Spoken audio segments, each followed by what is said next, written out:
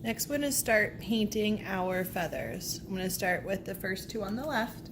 One is going to be what we call our warm colors, the colors that make you think of fire, the sun. They're more energetic, stimulating, make you walk faster, eat faster, things like that. So looking at the color wheel, you could imagine colors like fire and the sun.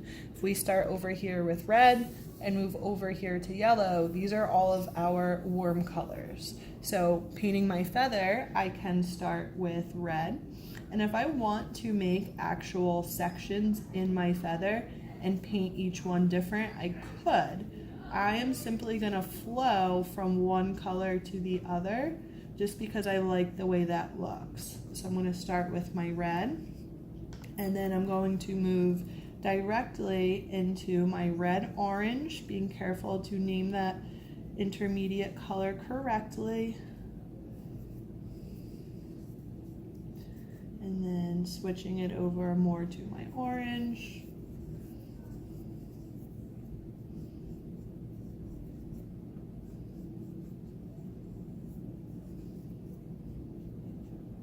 I lighten it up to yellow-orange.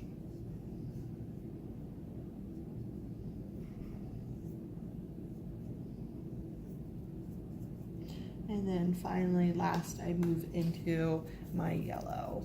And I realize I am painting a little sloppy because this is me demoing. Usually if I were to do this as a real painting, I would take my time.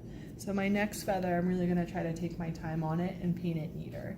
So one feather is all warm colors, the fire, the sun, hot, energetic colors. The other ones are the opposite. They are your cool colors, your calming colors. So starting with your violet over here and moving over here into your greens. Red, violet, and yellow green are the transition colors between warm and cool, because depending on how you mix it, it might look more warm or more cool to a certain person. So I always leave those out and use the ones that I know are going to be exactly warm or cool. So this one, yes, I will paint it neater. So I'm going to start with this one in my greens over here. So I'm starting with these colors. And then again, I'm just going to flow from one to another, that if you wanted to paint sections and almost have stripes or use a curve line for it, you could. I just like the way that it flows from one to the other. And now I'm going to switch over and use more of my violets.